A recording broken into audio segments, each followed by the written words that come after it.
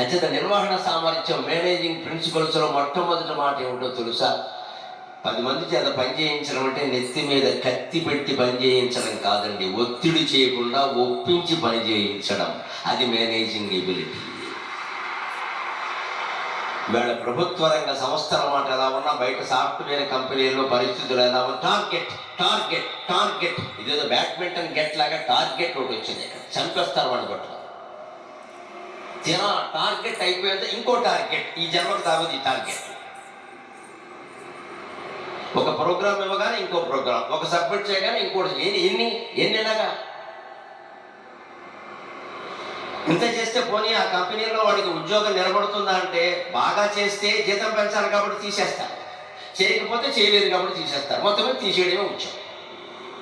Team leader ఒకటి పెడతారు. Team leader అంటే తీసేసే లీడర్, అంతకంటే తీసేయడం కోసం ఒక మనిషిని పెడతారు. ఎందుకంటే కంపెనీ వాడికి నష్టాలు వచ్చాయి, వాడి లాభం వాడికి ముఖ్యం.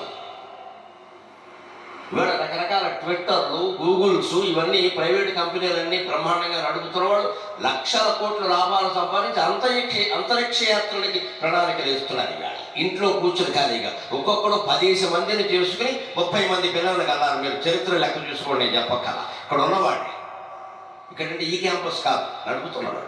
10 మంది పెళ్ళాలి, 20 మంది పిల్లలు ఒక్కొక్కటి. ఎందుకంటే మనం ఇచ్చాము డబ్బు లేని వాడికి. అమెజాన్ కొరియర్ మీ ఇంటికి వచ్చిందంటే వీళ్ళందరినీ పోషిస్తున్నట్టే లెక్క. మానుకోండి. కొరియర్లో ఏం తేకండి, బజార్కి వెళ్ళి కొనండి, లేదా మానే. మనకి వాడు ప్రతిదీ ఆన్లైన్ ఆన్లైన్ ఆన్లైన్. వాళ్ళు ఒక్కడొక్కడమే ఇక్కడ, ఇంటికి ఒకడు వచ్చేస్తాడు ఇక్కడ బెల్ల కొట్టి. ఇదివరకు కూడా పోస్ట్ మ్యాన్ ఎవడో వచ్చి బెల్ల కొట్టి, ఇప్పుడు అరగంటకు ఒకడు కొడుతున్నాడు. ఇక్కడ ఒకడు ఇడ్లీ పట్టుకొస్తాడు, ఆ ఇడ్లీలోకి చట్నీ ఇంకోటి పట్టుకొస్తాడు. కర్మ. అందుకే వీడికి నచ్చదు. ఇడ్లీ ఒక చోట కావాలి, చట్నీ ఒక చోట కావాలి, దాన్ని కట్టే ఆకు ఇంకో చోట కావాలి. ముగ్గురు వస్తారు వీడికి. కేవలం ఆన్లైన్ ఫుడ్ బిజినెస్. ఇవాళ పత్రికలో చదివి చెబుతున్నానమ్మా, 4 లక్షల కోట్ల వ్యాపారం జరుగుతోంది ఏడాదికి. 4 లక్షల కోట్లు మన బద్ధకం కారణంగా. మనం ఇంట్లో వండుకోలేం, కనీసం ఆ తినేది ఒక హోటల్కి వెళ్ళి తినలేం. వండేది ఎవడో, తెచ్చేది ఎవడో, అమ్మేది ఎవడో, తినేది ఎవడో, జబ్బులు ఎవడకో ఆ డాక్టర్ ఎవడో. నమస్వాయ. ఇంకా మేనేజింగ్ ఏమిటి? What is managing and what is manage? నీ జిహ్వచాపల్యాన్ని నువ్వు మేనేజ్ చేసుకోలేవు. నువ్వు జీవితాన్ని ఏం మేనేజ్ చేస్తావు, కంపెనీని ఏం మేనేజ్ చేస్తావు? నీ జిహ్వచాపల్యం మేనేజ్ చేసుకోవద్దు. ఏదో పొద్దున్న 4 ఇడ్లీ తింటే సరిపోయేదానికి ఇన్ని రుచులు ఎందుకండి? ఇంట్లో ఇంత చారు పెట్టుకుందుకు ఎవరికి ఓపిక లేవు, ఇంత అన్నం వండుకుందుకు ఎవరికి ఓపిక లేదు. ఇవాళ భార్య అంటే, భర్త అంటే అన్నం పెట్టేవాడు కాదు, ఆర్డర్ పెట్టేవాడు తయారయ్యా. ఆర్డర్ పెట్టేవాడు. అర్థంగా ఆర్డర్ పెడతారా, అన్నం పెడతారా? నేను ఇటాలియన్ పెట్టుకుంటున్నా, నీకు బ్రిటానియా పెట్టమంటావా? ఇది వీడు మళ్ళీ ఇండియన్ పనికిరాదు. నేను ఇటాలియన్ పెట్టుకుంటా, నీకు బ్రిటానియా పెడతా. వీడు బిస్కెట్ తిని బతక.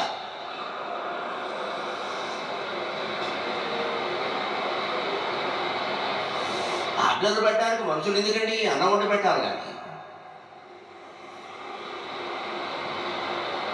అది మనం గ్రహించుకోవాలి. మంచిది. మేనేజింగ్ అంటే మన జీవితాన్ని మనమేనా సరే ముందు మన మనస్సుకి మనం ఒత్తిడి లేకుండా నచ్చ చెప్పుకోగలగాలి. ఓ మనస్సా, ఇన్ని రకాల రుచులకు అలవాటు పడ్డావు, ఏమైనా బాగుపడ్డావా? అనారోగ్యం వచ్చింది తప్ప ఒక రుచి, ఒక పద్ధతి లేదా అని మన మనస్సుకు మనం నెచ్చి చెప్పుకోగలిగితే, మన చెంప మీద మనమే కొట్టుకోగలిగితే ముందు ఆరోగ్యం బాగుంటుంది. కొన్ని హోటల్లోనే చెప్పుతాం, ఒక హోటల్లోనే తెద్దాం, ఒక చోటే తెద్దాం. ఇక్కడ హోటల్కి మనం వెళ్ళి అక్కడ కూర్చొని ఏదో టిఫిన్ తేవయ్యా అంటే అందులో బొత్తింకో ఏదైనా ఉంటే లేచి అడగచ్చు, ఇదిగో బొత్తింకు ఉందని. స్విగ్గీ వాడు, జొమాటో వాడు పట్టుకొస్తే బొద్దింకున్నా బొబ్బట్టున్నా ఏం అడుగుతావు నువ్వు, నాకు తెలిస్తారంటాడు. ఎవరు బాధ్యతలు వహించని ప్రపంచంలో బతుకుతున్నామండి. ఆరోగ్యాలు ఎక్కడ ఉంటాయి? మొట్టమొదట మనల్ని మనం జయించాలి. మన మనస్సుని మనం నిగ్రహించుకోగలగాలి. మనస్సుని నిగ్రహించుకున్నవాడు ప్రపంచాన్ని మొత్తం పరిపాలించగలమా? అనుమానం ఏం లేదు. అక్కడ మనస్సుని నిగ్రహించుకుంటే చాలు. ఏది అవసరం, ఏది కాదు, ఏది అనారోగ్యం, ఏది ఆరోగ్యం, ఏది సత్యం, ఏది అసత్యం, ఏది ధర్మం, ఏది అధర్మం నీకు తెలియడం లేదా? తెలిసి కూడా ఎందుకు చేస్తున్నాం? అలాగే ఒక సంస్థ నడుపుతున్నాం, అది ప్రభుత్వ సంస్థ కావచ్చు, ప్రైవేటు సంస్థ కావచ్చు. ఎలా నడపాలి, ఎవరిని ఎలా చూడాలి? ఉద్యోగస్తుల్ని, అన్ని రకాల ఉద్యోగస్తులు ఉంటారు. ప్రథమ స్థాయి మేనేజర్ తర్వాత వెంటనే అసిస్టెంట్ మేనేజర్ ఉంటారు, మొత్తానికి డైరెక్టర్ ఉంటారు, మేనేజర్లు ఉంటారు, అసిస్టెంట్ మేనేజర్లు ఉంటారు, క్లరికల్ స్టాఫ్ ఉంటారు, గుమాస్తా తరహా పనిచేసేవాళ్ళు ఉంటారు, ఇంకా కింద గంట కొట్టేవాళ్ళు ఉంటారు, మంచినీళ్ళు తెచ్చేవాళ్ళు ఉంటారు, రకరకాలు ఉంటారండి. అందరూ కలిసి డిఆర్డిఎల్ నడుపుతారండి. ఎవరు ఒక్కరు నడపరమ్మా, ఒక్కరు నడపరు. డిఆర్డిఎల్ అంటే 4 అక్షరాలు, 4 రకాల ఉద్యోగస్తులు ఉంటారు. 4వ తరగతి ఉద్యోగిని కూడా మనం తగిన విధంగా గౌరవించాల్సిందే, లేదా పని చెడిపోతుంది. ఒక కారు ఎక్కాడు యజమాని అంటే దిగ్గానే ముందు డ్రైవర్కి భోజనం పెట్టించాలి, లేదా 100-150 ఇచ్చి భోజనం చేయమని చెప్పాలి. మన దాన్ని మనం వెళ్ళిపోతాం. వాడు అక్కడ వస్తూ ఉంటాడు, ఇక్కడ వీడు ఎప్పుడు వస్తాడో తెలియదు, లోపలికి వెళ్ళేవాడు అలా కూర్చోవాలి. పైగా పిలవగానే రాకపోతే కోపడతాం. వాడు ఎలా డ్రైవింగ్ చేస్తాడు? పైగా కారు ఎక్కే వరకే, మనం ఎక్కిన తర్వాత మన ప్రాణాలు వాడి చేతుల్లో ఉన్నాయి. వాడు స్టీరింగ్ అడ్డంగా తిప్పాడంటే శ్రీమద్ రమారమణ గోవిందో హరి. నేను పెద్ద సంస్థకి అధిపతులు అంటే యమధర్మరాజు అవన్నీ పట్టించుకోడు. మీ డ్రైవర్ ఎంతో నువ్వు అంతే, పైకి వచ్చేయకంటాడు. మన ప్రాణాలు వాడి చేతుల్లో ఉన్నాయి, ముందు వాడికి అన్నం పెట్టాలి. మనం దిగమంటే కనీసం టీ తాగడానికి 50 రూపాయలైనా ఇవ్వాలి. వాడి జీతం వేరే, ఇది వేరే. పాపం ఆ 4వ తరగతి ఉద్యోగుల మనస్తత్వం ఎలా ఉంటుందంటే, వాళ్ళకి నెలకి 25,000, 30,000, 50,000 జీతం ఉన్నా సరే యజమాని 50 రూపాయలు చేతిలో పెడితే అది పరమానందంగా ఉంటుందండి. వాళ్ళకి పరమానందంగా ఉంటుంది. ఆ సారు ఎప్పుడు దిగిన 50 రూపాయలు చేతిలో పెడతారు అని ఇంటికి వెళ్ళి వాడు ఆవిడకి చెప్తాడు. ఆవిడెంత ఆనందిస్తుందండి. దీంట్లో మనకు పోయేది ఏమిటి? రోజుకో 50 రూపాయలు చొప్పున దానం చేసినా 1,500 కాలేదే.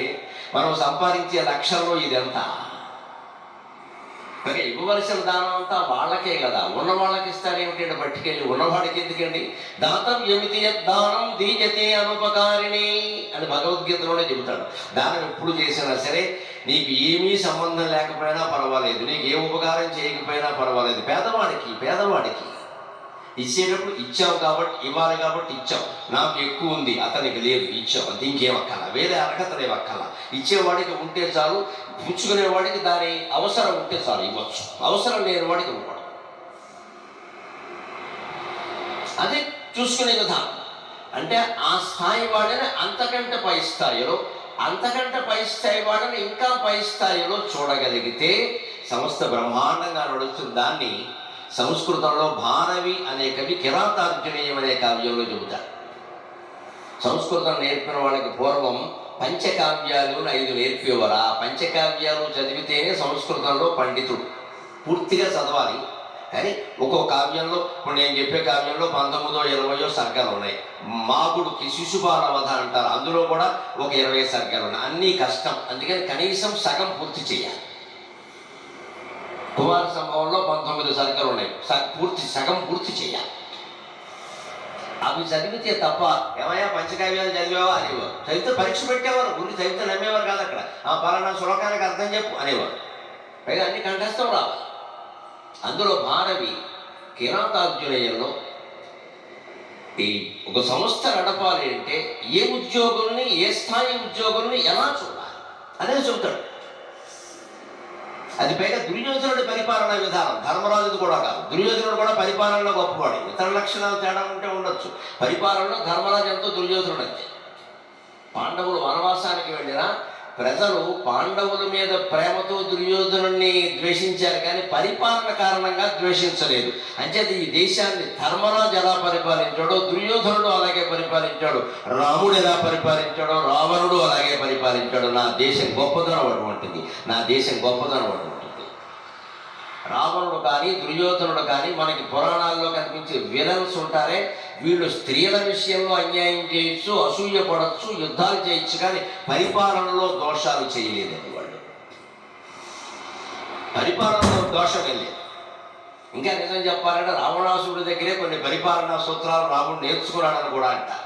ప్రజల్లో ప్రచారంలో ఉన్న కదా. మరి వాడు గొప్ప పరిపాలకుడు కాబట్టే కదా. కానీ అంత పరిపాలకుడు ఇటువంటి పని చేయడం ఏమిటంటే దాన్నే కర్మ అంటారు. ఎవరు చెప్పేది ఏంటంటే వాడి బుద్ధి అలా ఉంది, దానికి శిక్ష గురించి.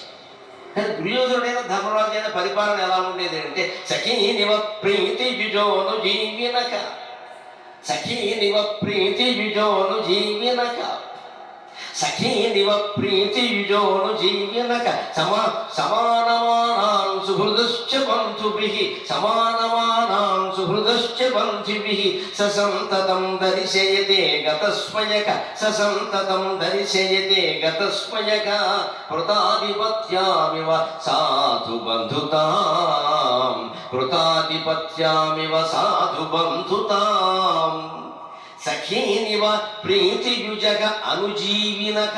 ఈ క్లాస్ ఫర్ ఎంప్లాయీస్, డ్రైవర్లు, క్లీనర్లు, వాచ్మెన్లు, గంట కొట్టేవాళ్ళు, మంచినీళ్ళు మోసేవాళ్ళు, కాఫీలు తెచ్చేవాళ్ళు, కార్యాలయాలు ఊడ్చేవాళ్ళు, వీళ్ళకి ఇంకా 4వ తరగతి ఇంకా కింది తరగతి అయినా పర్వాలా.